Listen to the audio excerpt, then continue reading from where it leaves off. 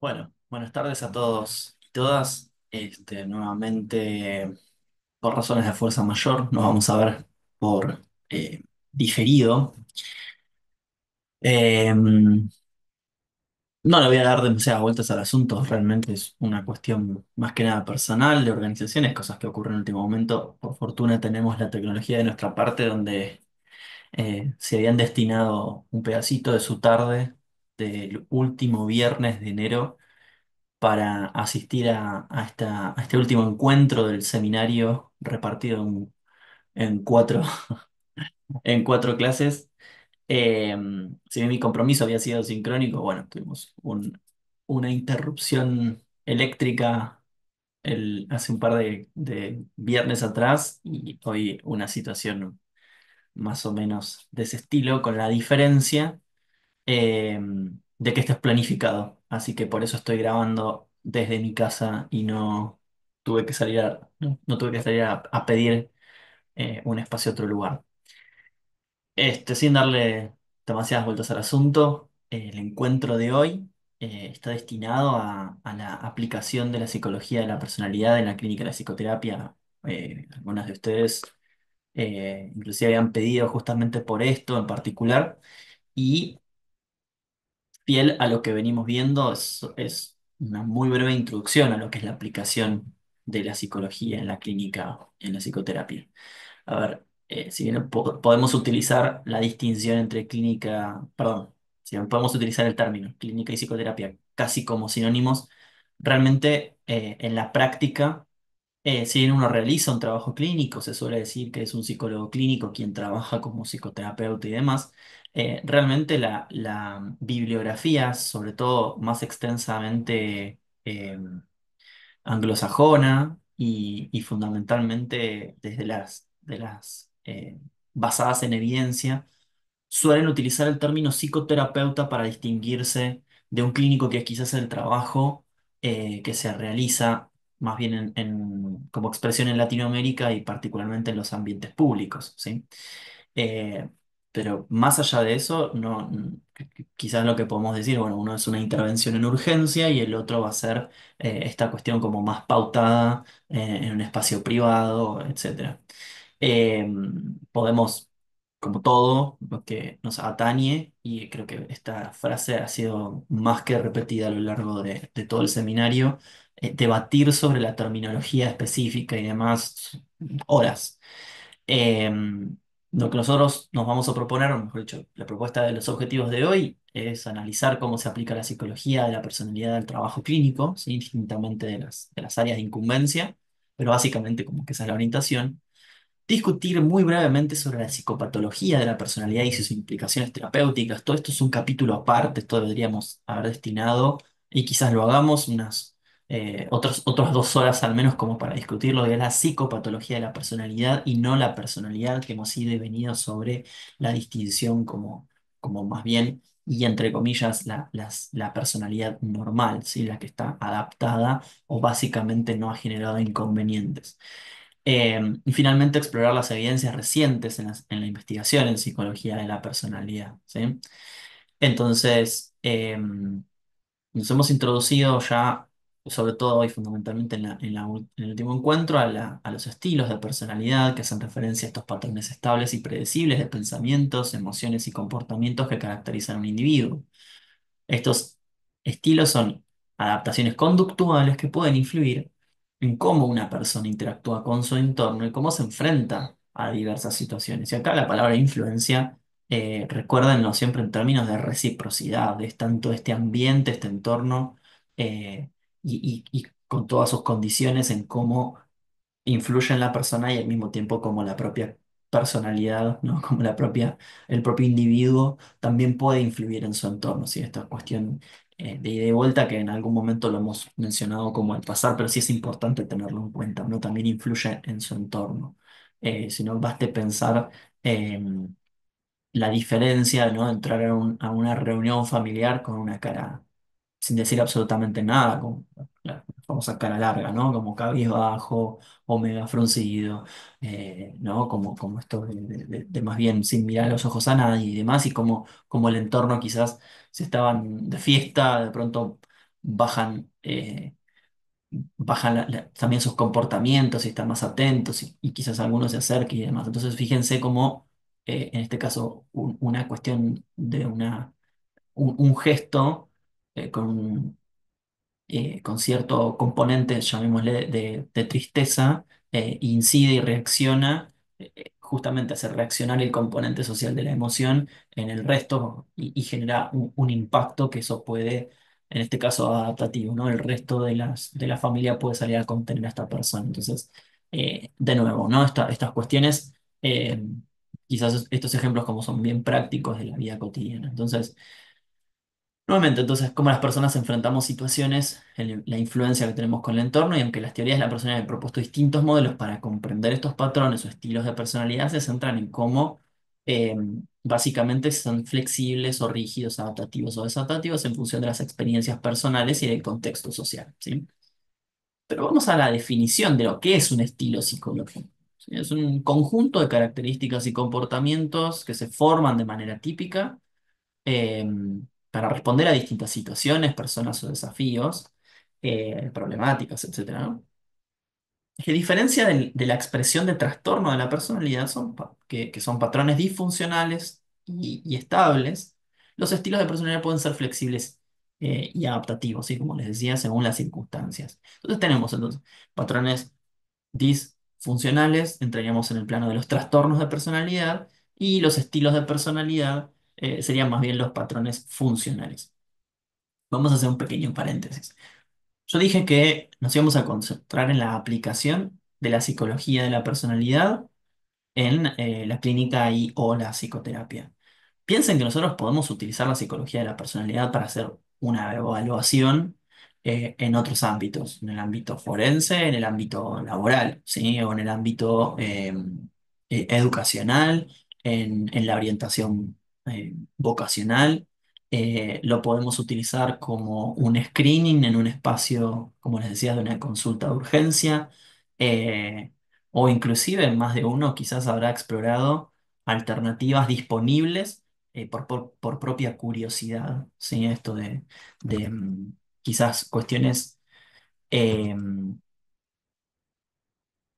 justamente como de nuestra curiosidad. Y acá inclusive podemos pensar en el horóscopo o en el tarot, ¿sí? Nosotros estamos hablando justamente en el plano de lo basado en evidencia, pero no deja de ser lo mismo, digo, estos estilos o estos patrones recurrentes. Si ustedes leen cualquier descripción del horóscopo, no del intento como predictivo de cómo va a ser tu semana, o tu día, o tu mes. Me refiero a cuando uno va directamente a las definiciones, vean que hay cuestiones que hacen referencia a la conducta. Es indiscutible de que lo que estamos haciendo referencia es cómo la persona eh, se maneja. Y acá, de nuevo, debates, ¿no? De que los pensamientos también pueden ser interpretados, o mejor, de hecho, en el mejor de los casos, deberían ser interpretados como una conducta interna, ¿sí? Y acá voy a rescatar algo que justamente gracias a una de las participantes en una conversación esta última semana, es rescatar un poco esto del conductismo, de su espacio de la frialdad de un laboratorio y algunas teorías que parecen haber quedado totalmente erradicadas, sino más bien todo lo contrario. Hoy en día está más que vivo el conductismo, no para nada la cuestión del conductismo clásico como lo hemos visto quizás en la carrera de grado, sino eh, un conductismo operante o esto de poder pensar más en lo conductual contextual y demás. Nuevamente no quiero abrir otra raíz, otra rama para ese lado porque nos llevaría horas.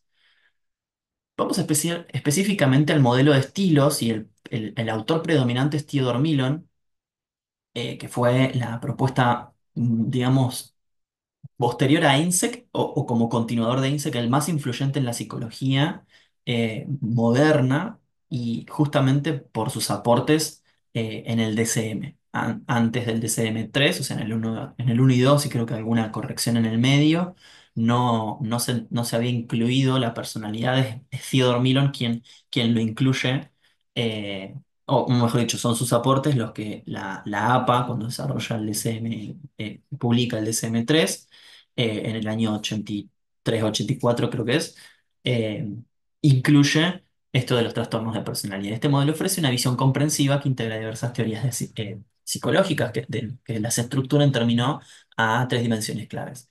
Por un lado, la ya mencionada adaptabilidad. Los estilos adaptativos son aquellos que permiten a los individuos enfrentarse de manera efectiva a los desafíos y ajustarse a las nuevas situaciones. Eh, Podemos utilizar la palabra claves flexibilidad y resiliencia, si quieren, sobre todo la resiliencia, que es bien curiosa como para estudiar en un espacio de psicoterapia, ¿no? Los estilos no adaptativos entonces se van a caracterizar justamente por todo lo contrario, la inflexibilidad o la falta de flexibilidad, la rigidez, por respuestas desadaptativas ante situaciones estresantes, o un cierto patrón recurrente como en todos los lugares me comporto exactamente de la misma manera, con lo cual puede ser que sea problemático reaccionar siempre de la misma manera en todos los lugares, hay lugares donde puede ser más aceptado y otro no, y eso hay que tener cuidado siempre de contextualizar la conducta, ¿verdad? Después tenemos una dimensión de la intensidad emocional. Esto es bien el componente del neuroticismo que evaluaba EINSEC, y que esto quizá nos remite al primer encuentro que nosotros tuvimos cuando hablábamos de lo que los antiguos griegos consideraban eh, como expresiones de la personalidad. Así que esto de las personalidades flemáticas, por ejemplo, bueno, y algunas otras que les he mencionado. Los individuos pueden experimentar emociones con mayor o menor intensidad, pueden tener mayor o menor conocimiento sobre sus propias expresiones. Em, los estilos de personalidad en este punto nos van a decir que las personas gestionan y expresan sus emociones justamente de distintas maneras. Hay una dimensión, sin dudas, sumamente importante que es la interacción social, en el cual algunos individuos prefieren o eligen o inclusive reaccionan de manera inconsciente, no el inconsciente freudiano, sino con esto de que quizás no son tan, no tienen tan presente en cómo interactúan y tienen reacciones más bien intensas y frecuentes mientras que otros pueden ser más reservados o distantes. Acá podríamos pensar en algo que hemos mencionado, por ejemplo, al respecto de la responsabilidad o de la apertura a la experiencia, si quieren, como un modelo más amplio, que yo los venía mencionando como modelos dimensionales. Dillon justamente plantea un modelo dimensional, ¿sí? Uno va a poder expresar más o menos estos estilos y en el componente social va a ser justamente en su orientación hacia los demás. Dentro de este marco, que la teoría de la personalidad de Milton es bastante compleja, él define 28 estilos de personalidad que incluyen, por dicho, características como la impulsividad, la timidez, el narcisismo, la sociabilidad, entre otras. Y estos estilos no deben confundirse con trastornos de personalidad. No estamos hablando de un trastorno de personalidad narcisista cuando hablamos del componente del estilo narcisismo en Milton, ¿sí? Representan variaciones dentro de la personalidad en las cuales se pueden expresar más o menos, pero que todos tendríamos un componente de narcisismo, ¿sí? La contribución desde el modelo de Milon a las áreas de aplicación en la psicología, como les decía, psicología clínica, psicoterapia, etcétera, eh, ha tenido un impacto significativo, sobre todo en las áreas, por supuesto, clínica, forense, laboral, de la salud, etcétera. ¿Sí? Esto lo que decía un poco a modo de prólogo. Eh, en la psicología clínica nos va a permitir clasificar los estilos de personalidad, identificarlos para facilitar la comprensión de las dificultades emocionales, conductuales de los pacientes. Podemos utilizar este modelo para diseñar intervenciones más personalizadas y eficaces y adaptadas a los estilos de personalidad de cada paciente.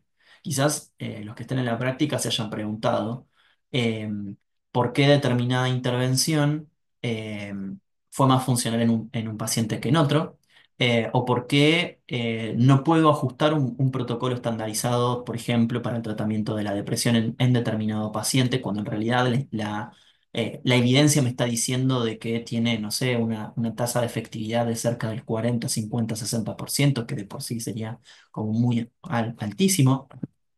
Y esto abre toda una línea de discusión respecto de por qué en los últimos aproximadamente 20 años hemos cambiado de modelos. Justamente de manualizar y de estandarizar tratamientos a procesos que van a estar más bien adaptados, ¿sí? a la idiosincrasia de nuestro paciente. El salto que se da entre un manual, por ejemplo, por mencionar uno de los más conocidos, ¿no? Y el de los primeros, el manual de tratamiento cognitivo, de cognitivo-conductual de la depresión de Aaron Beck, a los tratamientos transdiagnósticos que tenemos presentes hoy en día. Por ejemplo, el de activación conductual, que es transdiagnóstico para varias cosas. Particularmente está orientado para la depresión, pero si en algún momento ustedes, si no lo conocen, los invito a que lo vean. Pueden ver que el de activación conductual es extremadamente funcional para un montón de otras cosas, más allá de que quizás el foco para el que fue pensado y diseñado tenía que ver justamente con pacientes depresivos. Es muy funcional para otras cuestiones, por supuesto que adaptándolo al caso por caso. Y eh, vamos a cerrar como este pequeño subcapítulo acá mencionando justamente que en las áreas forenses se les ayuda a comprender mejor la dinámica de la personalidad de los individuos que están involucrados en procesos legales. Puede ser desde el cobro de un seguro hasta poder evaluar la peligrosidad de una persona que está eh, quizás privada de su libertad, si hay que liberarla, o en la determinación justamente de la responsabilidad de una determinada persona respecto a un delito, ¿sí? En el contexto laboral, se imaginarán, y quizás más de uno haya pasado por algún proceso, un psicotécnico, a adoptar las prácticas de la selección de la justamente selección personal, eh, diseñar estrategias de manejo de estrés, en el de desarrollo de profesionales. Hoy en día hay algunos modelos que están orientados a los CEOs o, no sé, a las gerencias respecto de cómo adaptar determinados rasgos que quizás son como muy, no quiero utilizar ninguna expresión que pueda sonar fuerte, ¿no? Pero bueno, personalidades quizás son muy fuertes, para usar un término popular, poder darles, como diseñar intervenciones desde un modelo pensado en lo laboral para el manejo justamente de personal. Entonces van a reconocer características individuales en cada miembro y también evaluar, por ejemplo, desde la selección de una determinada persona, si se ajusta a la cultura de mi empresa, digámoslo así, en términos generales, o bien si es un candidato apto para este puesto, ¿sí? Y sin dudas de la psicología de la salud, el conocimiento de los estilos de personalidad nos ayudarían a mejorar los tratamientos de enfermedades crónicas, enfermedades cardiovasculares, tratamientos psicosomáticos, los estilos más ansiosos o esto de si necesitan intervenciones más específicas para ayudar a manejar determinada cuestión, o tratamientos que son muy complejos, etcétera, etcétera, ¿sí? Eh, Esto en nuestro país, y hasta donde yo tengo entendido, no es muy conocido, salvo que haya equipos interdisciplinarios. Sin embargo, si ustedes consultan la bibliografía o inclusive si les interesa, les puedo llegar a pasar algún artículo. En algunos casos son los propios médicos quienes se especializan en este área y lo incluyen dentro de su historia clínica para diseñar más específicamente sus intervenciones.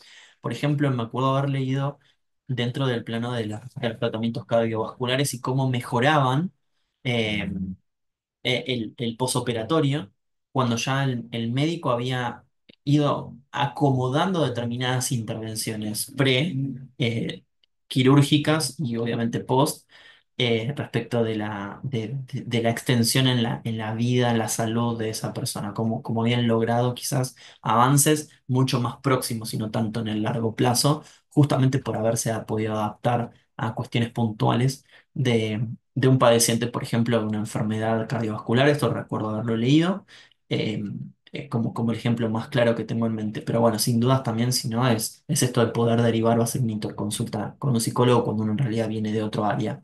Y quizás el motivo de consulta justamente está relacionado con esto, con un tratamiento psicofarmacológico, con un tratamiento de algún área, de alguna enfermedad física, ¿verdad?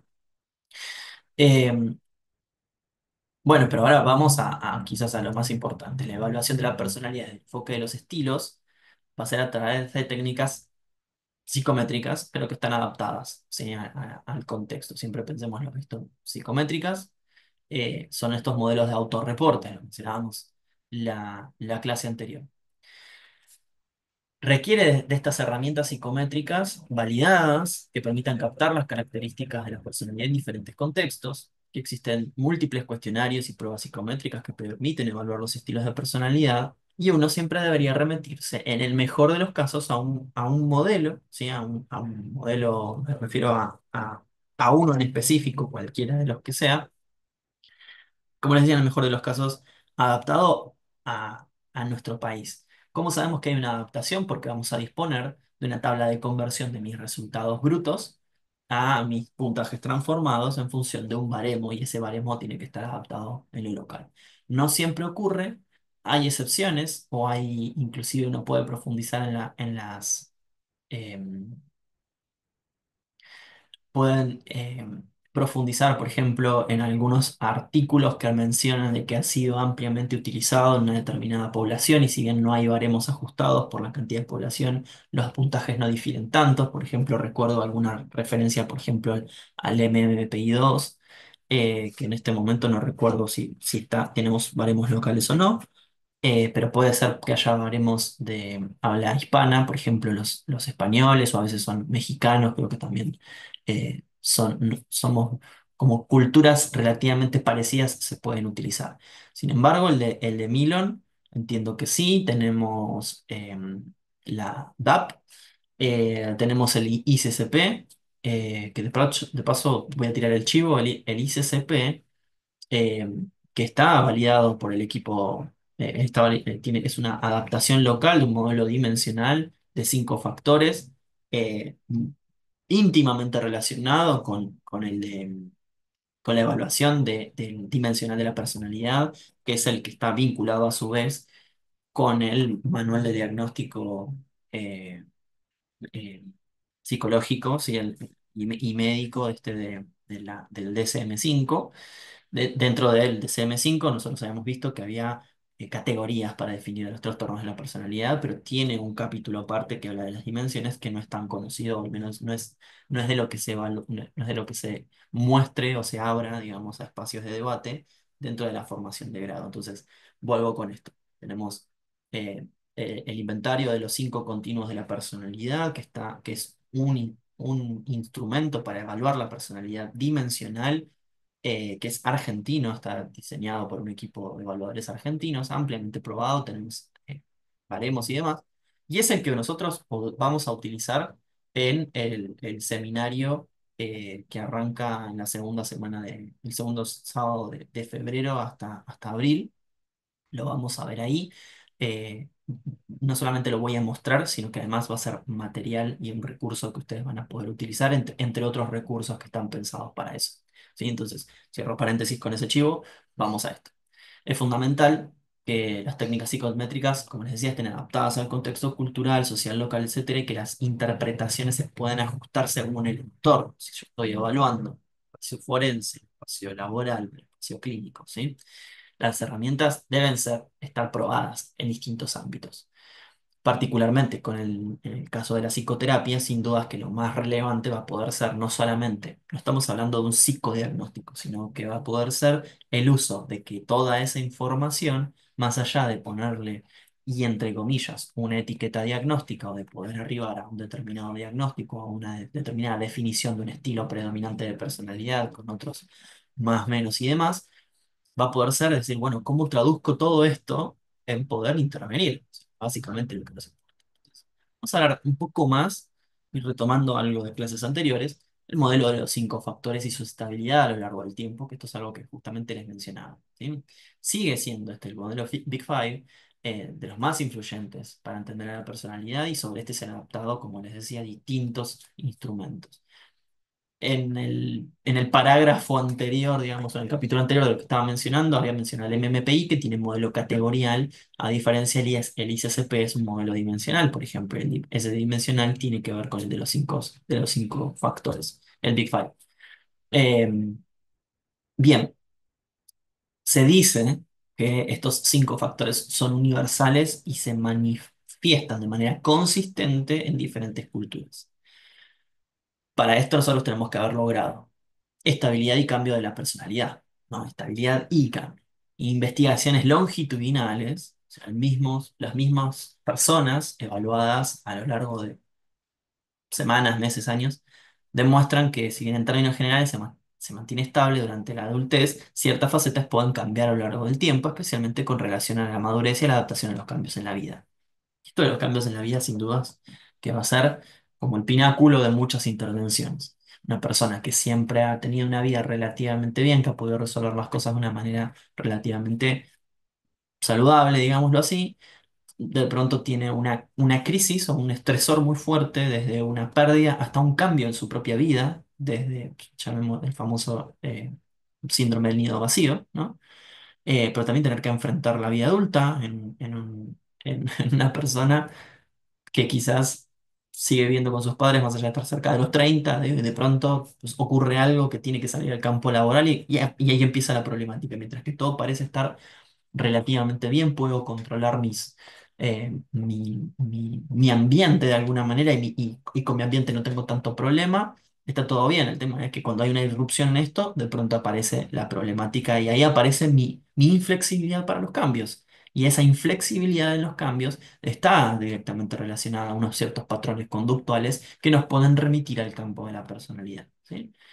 Hay estudios que demuestran que determinados estilos más extrovertidos, como o esto del neuroticismo, sí que es mi capacidad de resiliencia frente a, mejor, de las expresiones emocionales, perdón, mi capacidad de poder expresar mis emociones de una manera más o menos eh, eh, adaptada, si quieren, al contexto y de una manera como más ajustada tienden a disminuir con la edad, mientras que la responsabilidad tiende a aumentar, por una cuestión que parecería totalmente lógica, pero aparentemente hay un componente de la responsabilidad que más allá del contexto también se modifica. Y eso también vendría a responder unas cuantas preguntas, ¿sí? Y en relación con la salud, se ha comprobado que los factores de personalidad influyen en la salud física y mental, sin dudas, que altos niveles de neuroticismo tienden a experimentar mayores niveles de ansiedad y depresión, lo que puede tener un impacto negativo en la salud a largo plazo. Entonces, supongamos que yo evalúo a un paciente, a un consultante, y en este momento no presenta niveles elevados de ansiedad y depresión. Sin embargo, cuando responde a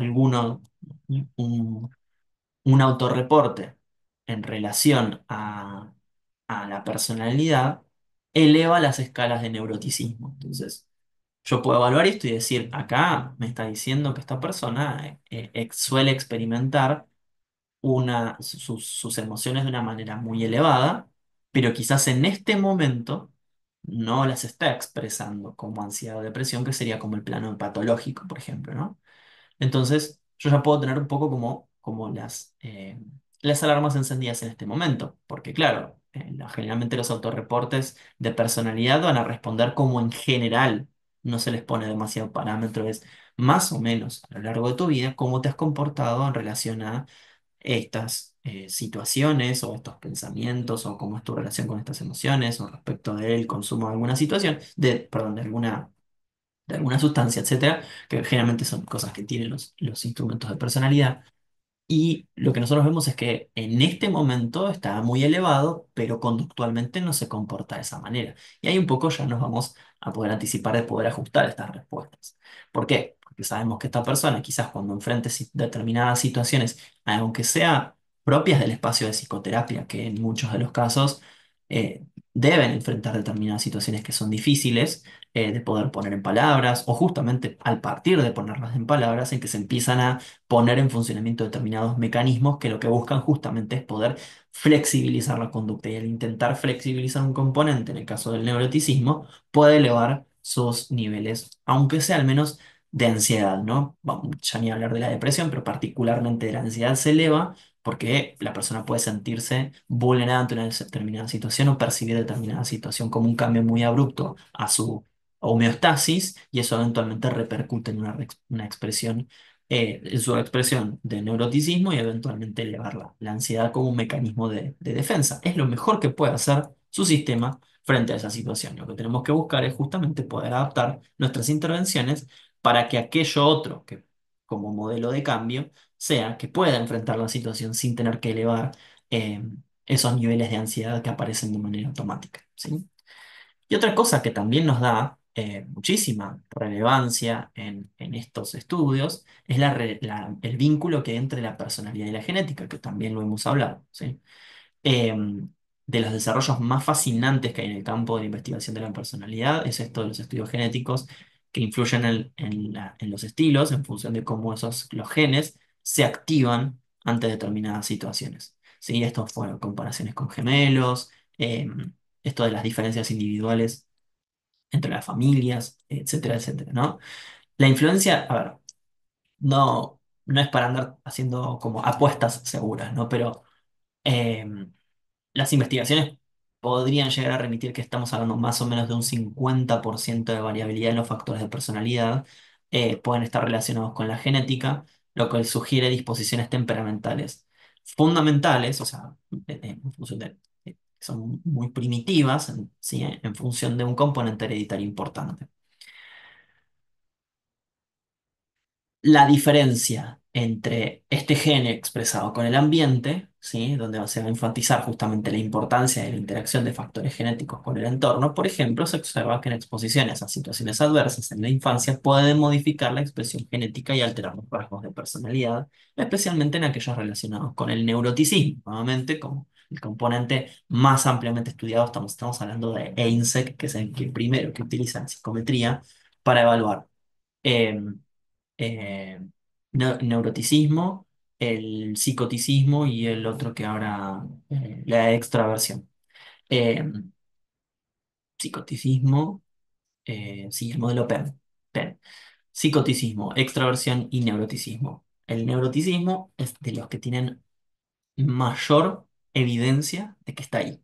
¿Sí? El neuroticismo nos remite a inclusive ciertas cuestiones vasovagales, eh, o ciertos circuitos en nuestro cerebro que se activan de la amígdala, por ejemplo, o cuestiones de la activación frontotemporal en función de la regulación emocional versus la amígdala en funciones de situaciones que pueden funcionar como adversas o estresantes, o inclusive que estemos hablando de aspectos más de lo traumático, ¿sí? Y sin dudas, si hay algo que nos vincula a todos nosotros es la relación entre personalidad y salud mental. Se ha seguido explorando estos diferentes estilos de personalidad en función de la aparición del curso de trastornos psicológicos. Eh, y lo que ha cobrado mucha importancia, como les decía, en los últimos 20 años, es cómo el diagnóstico eh, no debería funcionar solamente como una etiqueta, o algo que yo meto a todos en determinadas bolsas, llamemos 11 bolsas si queremos utilizar el DSM, como bueno, difiero a una determinada persona, porque lo que vemos que en la práctica, y esto es lo que los que están trabajando lo pueden referir muy bien, es que una determinada persona se puede comportar dentro de un clúster, quizás de determinada manera, más obsesivo o más dependiente, por mencionar como categorías bien conocidas, pero también parecería ser en algunos otros momentos como más narcisista o histriónico. Entonces, de pronto tenemos una persona que comparte características de dos clústeres. Esta es la principal crítica que tenemos disponible hoy en día. Lo primero que uno puede encontrar es googleen críticas al DSM desde un modelo, desde cualquier repositorio, eh, con papers, ¿sí? De revistas que nos evidencien, o inclusive si nos podemos remitir a la APA también vamos a encontrar, ¿sí? En ese sentido, también pueden ir ahí a fuentes confiables de información, van a ver que una de las principales críticas es esto de la altísima comorbilidad que hay en los famosos trastornos de personalidad como se evaluaban hasta el DSM-5. Quizás si existiera un DSM-6, la cosa cambia porque insisto que hay un capítulo dimensional que no es muy conocido, pero que está ahí, la posibilidad de poder predecir los trastornos de personalidad en el campo de la salud mental, sin duda que es lo más relevante de lo que nosotros podríamos llegar a disponer si pudiéramos hacer un test de screening a todas las personas a partir de los 18 o 20 años, para poder prevenir determinada aparición de trastornos mentales graves como la depresión, la ansiedad, los trastornos en la conducta. A ver, hay una realidad, esto es algo que se suele mencionar mucho, de que una persona con un trastorno de personalidad, y acá hagamos un paréntesis para criticarnos en esta misma expresión, o criticarme en esta misma expresión. Una persona no va a hacer una consulta en psicoterapia diciendo vengo a consulta porque mi personalidad es demasiado inflexible. A ver, no, dudo mucho que alguien... Puede ser que remita a algo de que siempre me ha pasado así. Bueno, y esto, bueno, sí, no, siempre me pasó así. Y con todos, sí, con todos. Con mi mamá me pasaba, con mis hermanos me pasaba. No, sí, lo que pasa es que siempre tiendo a esperar como qué es lo que los demás opinan y me cuesta mucho. em, Me cuesta mucho dar mi opinión, me cuesta mucho cuando llego a una conclusión sobre algo, doy mi opinión sobre algo, me cuesta mantenerla en el tiempo porque estoy como, y esto siempre, sí, sí, sí, desde chico, bueno, cuando utilizan esas expresiones los consultantes, nos están remitiendo a un patrón que al menos en el presente y a nivel subjetivo entienden que siempre ha sido así. Nosotros podemos ir a buscar, y esto es de un modelo basado en evidencia, va a ser el contraejemplo, porque nuestro contraejemplo va a ser la palanca que vamos a usar, como diría eh, Arquímedes, creo que fue, la palanca lo suficientemente externa como para generar el cambio, ¿no? Entonces tenemos que buscar esto en la persona el contraejemplo para primero romper ese patrón desde un modelo, desde un patrón, perdón, desde una intervención más de reestructuración cognitiva, cambiar su modelo de pensamiento, pero al mismo tiempo para traer al presente que al menos en alguna situación ha hecho algo distinto de lo que dice que siempre lo ha hecho de la misma manera. Ese siempre ha sido así, es muy difícil de desarmar porque nos está dando una atribución de que si siempre ha sido así, ¿por qué habría de cambiar en el futuro? Y ahí tenemos un enorme problema a desarmar, ¿sí? Un factor de mantenimiento muy fuerte en función de que una creencia, ¿sí? No sé cómo estoy de tiempo, pero como estoy grabando, estoy solo en este momento, me puedo extender un poco más, así que discúlpenme si ustedes habían planificado media hora y nos extendemos. Tenemos para hablar de las neurociencias y la personalidad, la cultura de la personalidad, el impacto de las redes sociales y de la inteligencia artificial en la personalidad, sí, esto sería como la personalidad y la tecnología, ¿sí? Hay algo que me parece extremadamente fascinante de estos últimos 4 años, que es el uso de algoritmos para poder predecir el comportamiento en línea, poder predecir los rasgos de personalidad. De hecho, hace poquito me encontré con una página en la que uno sube una foto y solamente por la información que está en esa foto, la inteligencia artificial traduce en determinada información e inclusive intenta armar un modelo predictivo del comportamiento, de la conducta o de los rasgos de personalidad predominantes de quien esté en la foto. Obviamente estamos hablando de una foto con una persona, ¿verdad? Por su vestimenta, por su postura, por sus rasgos físicos, intenta armar un patrón recurrente. Y esto es información que está usando la inteligencia artificial, los algoritmos en las redes sociales para poder ajustar, en el mejor de los casos, sería una determinada oferta de Mercado Libre, aparece en primera posición. Yo ya estoy un poco paranoico porque tengo el celular a la mano y estoy pensando en esto y digo, si realmente es esto de que se activa el micrófono y escucha por ahí. No, en realidad realmente tiene que ver con el perfil que uno da. Recuerdo que hace un tiempo eh, se había generado este debate de cómo la computadora podía saber que yo estaba, cómo ofrecerme determinadas cosas. Y eso tenía que ver con el uso de cookies, se había mencionado, ¿no? Como con el uso de las galletas del uso de Internet y obviamente del celular. Claro, en función del tráfico de datos, de las cosas que yo estoy visualizando, se iba generando determinada información, se armaban como ciertos patrones, rasgos característicos de una determinada persona, pero también en función de mi perfil. Cuando yo me armo o compro un celular nuevo, tengo que meter mis datos y de pronto quiero crear una nueva, eh, ¿cómo se dice? Un nuevo correo electrónico. Bueno, ni hablar de si quiero hacer un nuevo correo electrónico por cualquier cosa. Dije lo del celular y después cambié el ejemplo, pero digo, estoy diseñando quiero, no sé, lo que fuera, y armo un correo electrónico y tengo que poner mi género, mi edad, pongo mi nombre, mi nacionalidad. Entonces, digo, esos datos que yo le cargué a, por ejemplo, Gmail para armar sin dudas, que esa información, como yo estoy dándole a aceptar para que usen mi información, al menos por el sistema interno, todo lo que tenga que ver con Google va a remitir al tráfico de datos. Entonces, todo lo que aparezca con mi nombre, Maximiliano David Ribeiro, eventualmente va a estar incorporado a esta nueva cuenta de correo electrónico. Ahí también tienen acceso a mi edad y mi género, entonces van a ajustar en función de masculino, de entre, no sé cómo cortan la edad, ¿no? Pero de entre 30 y 40 años, tengo 36, dicho sea de paso, pero entre 30 y 40 años, eh, vamos a ofrecerles determinadas cosas que creemos que le importan porque otros varones de más o menos esta edad consumen determinadas cosas y también de su nacionalidad, su región, etcétera, etcétera. Entonces, después en función de mis usos, mis datos, fíjense que están usando para detectar patrones de comportamiento que indican rasgos más extrovertidos, de neuroticismo, de apertura a la experiencia, si me ofrecen más viajes o si me ofrecen ofertas en libros.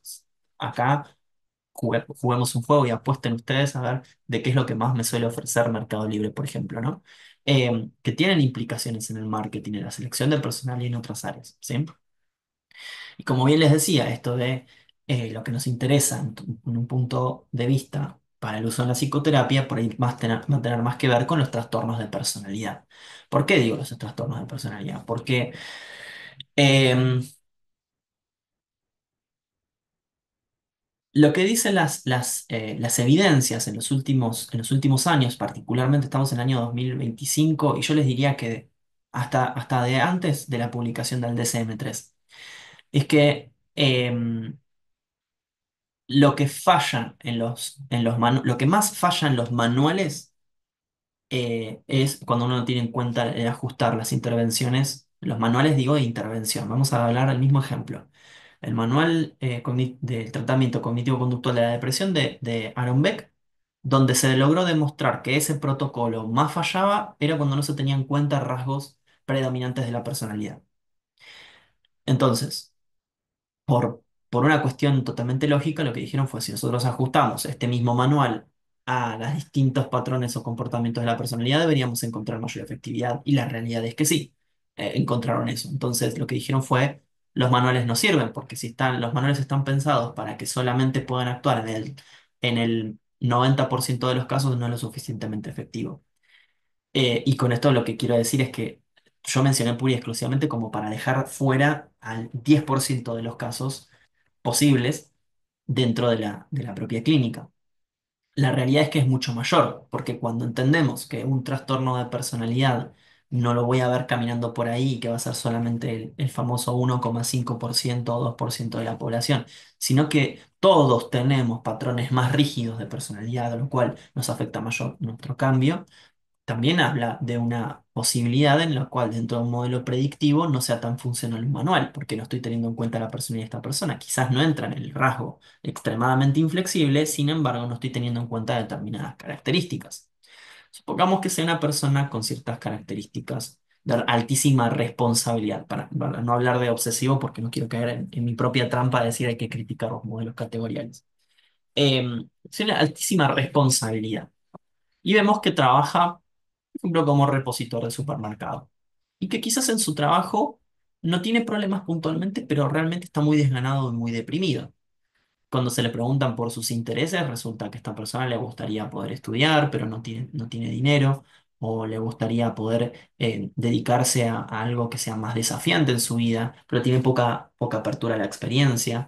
Em, Supongamos que tiene alta neuroticismo y cuando se indaga un poco más en ese área es una persona que más bien tiende a mostrar como un estado de ánimo más bien bajón, no ansiógeno, sino como más bien bajón.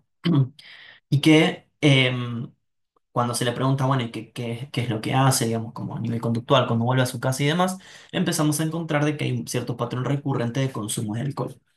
Podemos vincular entonces, y esto es un ejemplo totalmente tomado de los pelos, pero digo, a juicio clínico, lo primero que podríamos llegar a identificar es que es una persona que tiende a mostrar expresiones emocionales más bien elevadas, pero no en el campo ansiógeno, sino más bien depresivo. O sea que cuando la persona se agita, se pone nerviosa y demás, ante determinadas situaciones más bien tiende a aislarse, eh, quizás por su propio trabajo y por su falta de dinero y demás, y además su falta de extraversión se está exponiendo poco a otros estímulos y a buscar un cambio, activamente buscar un cambio en su vida. O sea, visita poco a sus amigos, ve poco a su familia, o quizás ve a su familia, pero no sale mucho de ahí y demás. Y lo único que hace es de ir de su trabajo a su casa y eventualmente hay varios días a la semana que consume alcohol.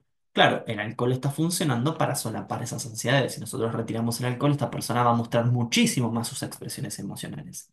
Además, hay una especie de espiral negativa entre el consumo del alcohol y la depresión, ¿verdad? Porque tiende a funcionar justamente para amortiguar de alguna manera el estado, por lo menos la percepción subjetiva de mi propio estado emocional por el alcohol, ¿no? Que en algún punto como nos adormece ante determinadas situaciones. Pero esta persona no tiene un consumo social, no es que lo usa para poder ir de levante a los bares. No, no, no, los usa porque no soporta su vida, digamos. Y ahí tenemos una situación muy particular. Y lo que podemos ver es que una persona con altísima responsabilidad probablemente tenga ciertos rasgos inflexibles en su comportamiento en cuanto a una personalidad, una responsabilidad tan elevada. ¿Por qué? Porque probablemente va a poner su trabajo, su fuente de ingresos, por encima de cualquier otra cosa.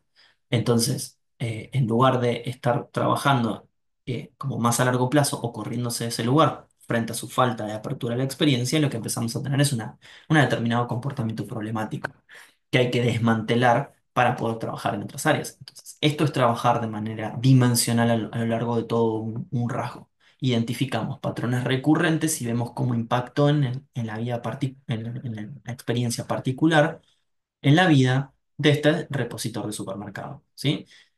Insisto, es un ejemplo totalmente descabellado, o sea, es inclusive ejemplificado en un muy temprano horario de la mañana de este viernes 31 de enero, pero quería como darles un ejemplo de lo que se puede ver, ¿sí?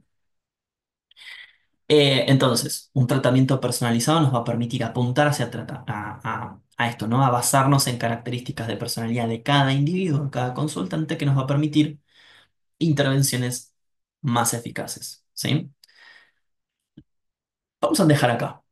Y me gustaría abrir un espacio de debate en Classroom, eh, pero también dar un cierre al seminario que no sea de esta manera. Entonces, si llegaron hasta acá, de todos modos lo voy a dejar en Classroom, pero los voy a invitar el viernes que viene en el mismo horario que nos encontremos, como para poder explorar otras cosas. Va a ser totalmente como hasta ahora, sin obligación. Va a quedar grabado también para los que no puedan asistir, porque ya me avisaron que quizás eh, pudieron asistir a los dos primeros porque estaban de vacaciones, pero después volvían a trabajar y demás. Pero me gustaría que le demos un cierre distinto y lamentablemente, nuevamente pido disculpas porque no voy a poder estar presente, al menos en una interacción de ida y vuelta, pero sí voy a estar en espíritu con ustedes en este momento que vean este video. Así que nada, muchísimas gracias por haberme acompañado hasta acá y no voy a dilatar demasiado este cierre porque realmente estoy hablando con un puntito iluminado, una luz en la computadora, pero nuevamente, gracias por haberme acompañado en este recorrido. Espero que realmente le sea muy nutritivo y que le genere más preguntas que respuestas. Y me refiero no solamente a cosas que hayan quedado inconclusas dentro del propio espacio del seminario, sino a que continúen explorando la relación entre la personalidad y los espacios en psicoterapia y fundamentalmente en los modelos basados en evidencia. ¿Sí? Bueno, que tengan un muy buena noche de viernes y nos vemos la próxima.